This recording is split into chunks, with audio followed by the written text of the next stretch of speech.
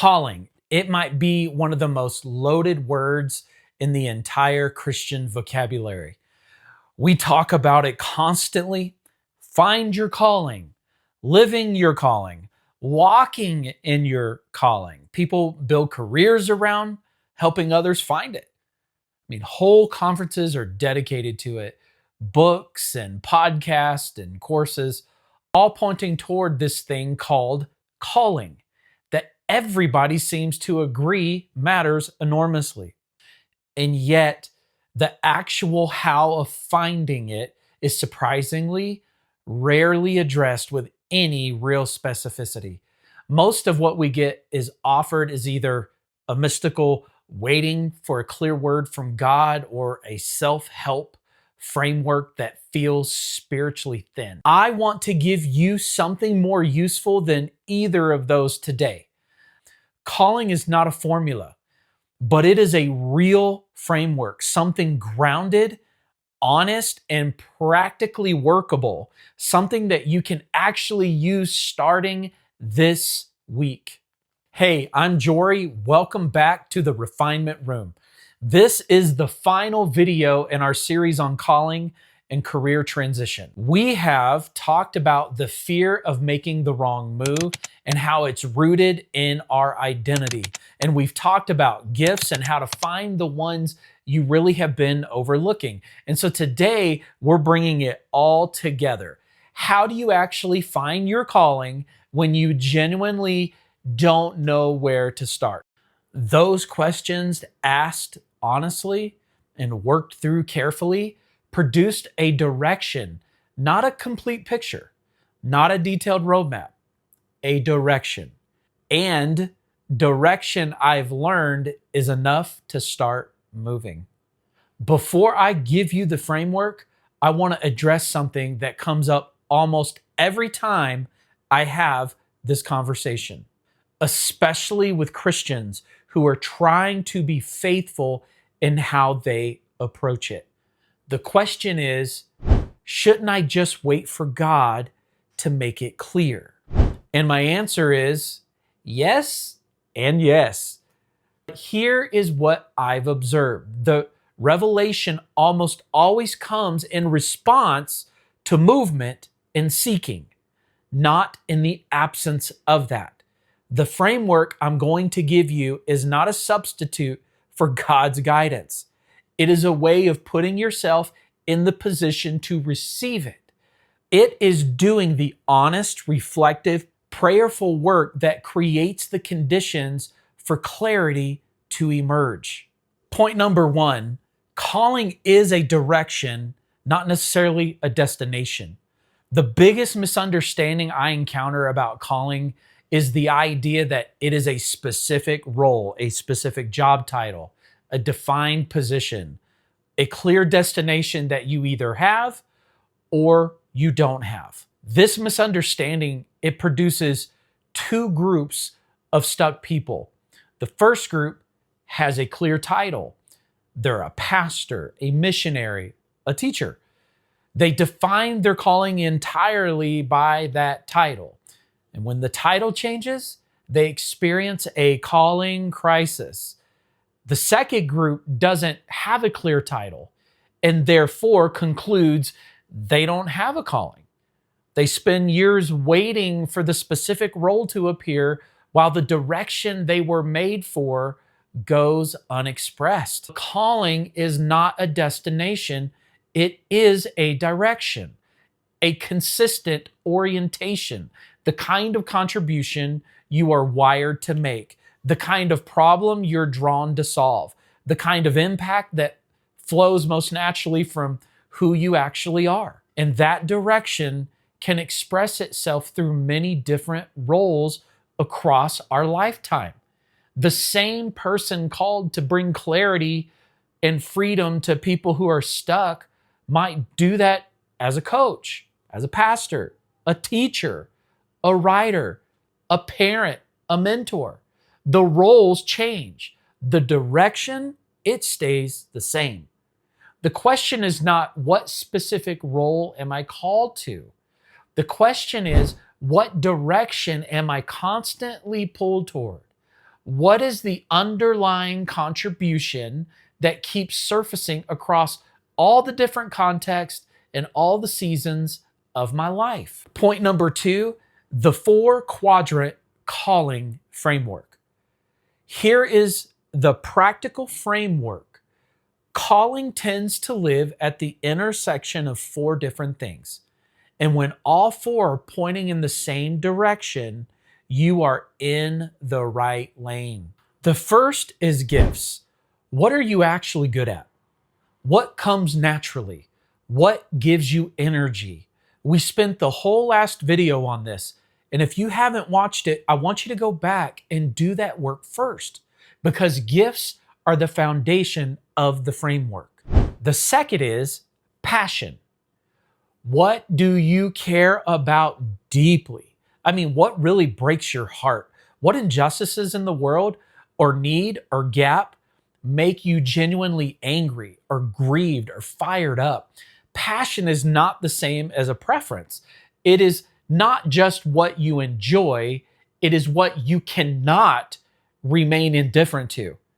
The thing that moves you to action without even being asked. The third is story. What is your life uniquely prepared you for?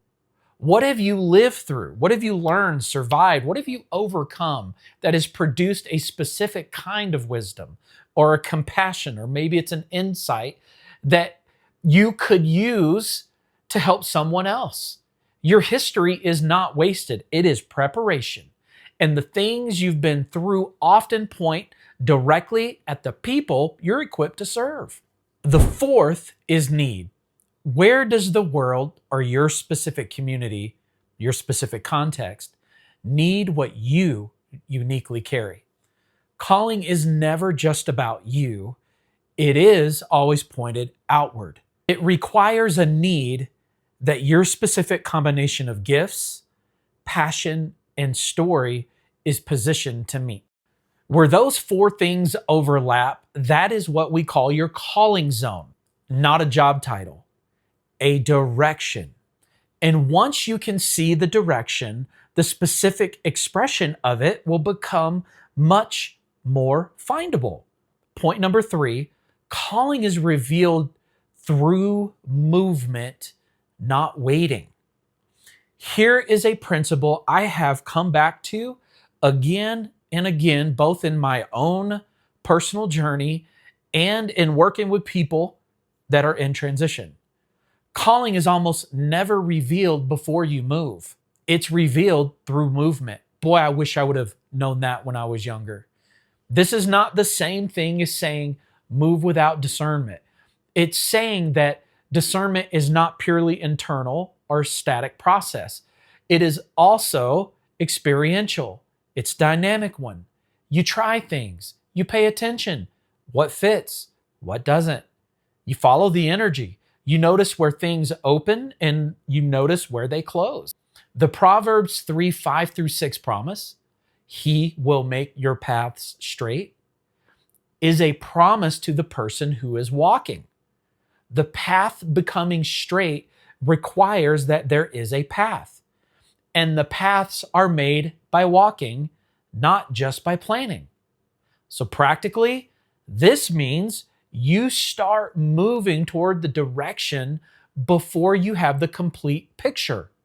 You take the role that is in front of you. It's in your lane.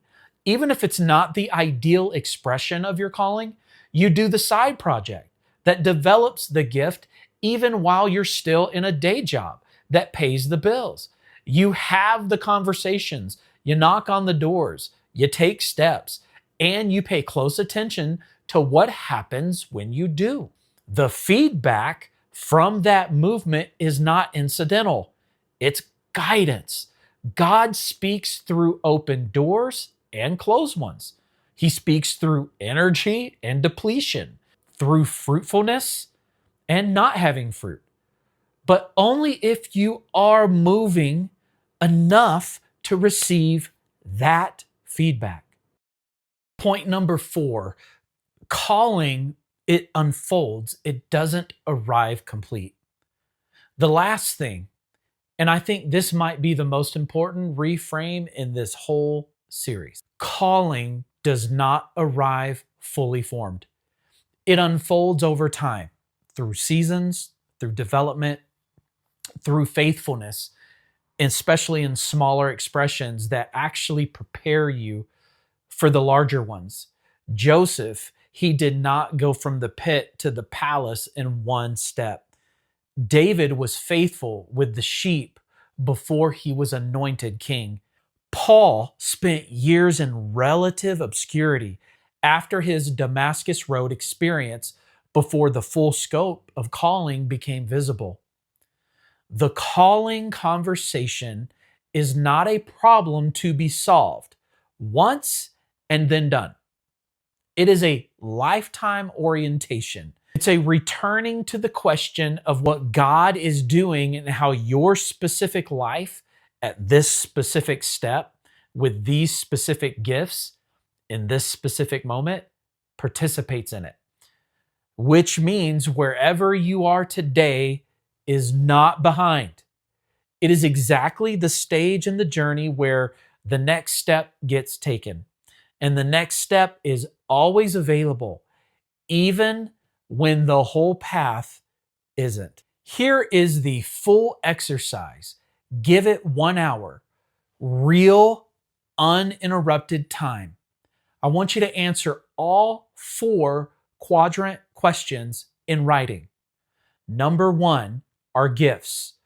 What do I do naturally that other people find difficult? When am I most effective and when am I most energized? Number 2, passion. What do I care about so much I can't remain indifferent? What moves me to want to do something about it? Number 3, your story. What in my life has uniquely prepared me for my next season? What have I been through that produced something that I could offer to someone else in a similar place? Number 4, need. Where do I see a genuine gap that I might be specifically positioned to help fill? Then look at the overlap. Draw it out if it helps. Where do they all 4 point? That is your direction. And then identify 1 step you can take this week toward the direction. Not the full plan, just 1 step. If you have watched this whole series and you want to go deeper to do this work with real support, with someone walking alongside you through the gifts and the fear and the direction, that's exactly what I do through the refinement room. And if you want to start on your own, the Purpose Clarity Guide, it's a free workbook. It's in the description. It's designed to walk you through the beginning of this process in a structured way. Either way, take a step. Your calling, it's not hidden from you to frustrate you.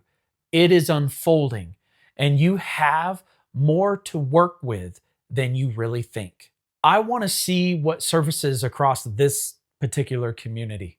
You are not behind. You are not disqualified. You are not without direction. You are actually where the next step gets taken. So take it. This is the refinement room, and I'll see you in the next series.